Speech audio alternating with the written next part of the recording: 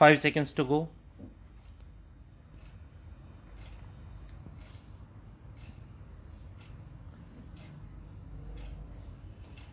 Start. But they were not aware that this is the soil of India. This country has the unlimited potential to survive across centuries and influence even beyond the powerful rulers. It is as a result of such immense capabilities and resilience that our nation has emerged strong despite facing innumerable adversities, be it food crisis or war. We have aborted challenges hurled at us by terrorist activities which killed our innocent countrymen. We endured proxy war, natural calamities, successes and failures, hopes and despair, yet remained undaunted at all such junctures. But even in the midst of these abysmal stages, India has been relentlessly progressing.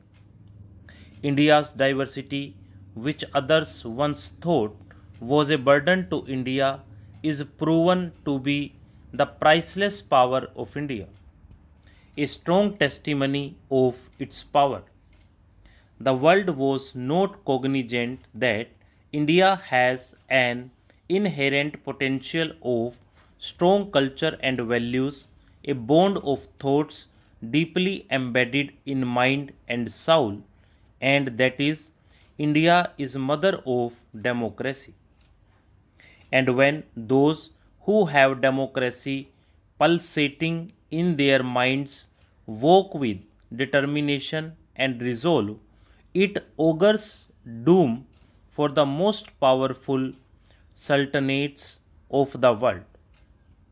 This mother of democracy, our India, has proven to all that we have this invaluable strength. My dear countrymen, in the journey of 75 years, in the midst of hopes, aspirations, ups and downs, it is with everyone's effort that we could reach this far. And when in 2014 my countrymen gave me this responsibility, I was the first Indian born in free India who got the privilege to sing praises of glory to my dear countrymen from the ramparts of the Red Fort. But whatever I have learned today is from all of you. I have been able to understand your happiness and sorrows. I could sense your soul calling about the hopes and aspirations you have for your country. With whatever I could embrace of your dreams, I immersed myself fully in empowering those countrymen during my tenure who were left behind and deprived from being a part of the mainstream. Be they the marginalized, outcast, exploited, victimized, deprived, tribals, women, youth, farmers, or the Divyang people. From the farthest of India's east or west, north or south, ocean beds or Himalayan peaks, I have dedicated myself to fulfill Mahatma Gandhi's vision of inclusion. I have committed myself to his vision of empowering and uplifting the person sitting at the last mile. I can see the fruition of this mission in the past 8 years because of the experience gained over several decades of independence. We are embarking on the glorious years of 75 years today on Amrit Mahotsav. On the first morning of this Amrit Kal, I am filled with pride to see such an immensely endowed nation. Dear countrymen, I am witnessing the biggest fortune today that Indians have emerged as an aspirational society. Being an aspirational society is the biggest asset for any nation, and we are proud that today every corner of India, every section and strata of our society is brimming with aspirations. Every citizen of the country wants to change things, wants to see things change, but is not ready to wait. He wants these things to happen in front of his eyes and wants to do it as part of his duty. He wants speed, he wants progress. He is eager and excited to fulfill all the dreams cherished in 75 years before his eyes. It may cause problems to some people because when there is an aspirational society, then even the governments have to walk on the edge of the sword and also have to charge with the times. And I believe whether it is the central government, state governments, institutions of local self government, no matter what kind of governance system, everyone has to address this aspirational society and we cannot wait longer for their aspirations. Our aspirational society has waited for a long time, but now they are not ready to force their future generations to live in wait, and hence the first dawn of this Amrit call has brought a huge golden opportunity for us to fulfill the aspirations of that aspirational society.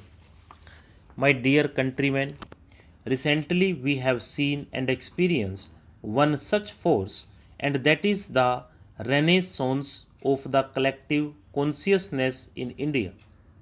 The renaissance of such collective consciousness, a nectar of so many struggles for freedom, is now being preserved and compiled. It is turning into a resolution. The culmination of effort is reckoned, and the path of accomplishment is visible. I think that this awakening of consciousness, this renaissance, is our greatest asset. Look at this renaissance. Until 10th August, people would not even be aware of the power within the country. But for the last 3 days, the way the country had set about celebrating the journey of the tricolor, even the leading experts of social science cannot imagine the power within my country which has been shown by the tricolor. This is the moment of reconsciousness and renaissance. People are still to understand this.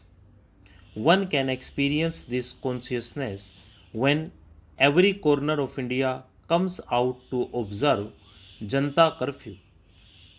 There is a feeling of consciousness when the country stands shoulder to shoulder with the corona warriors by clapping and clanging utensils.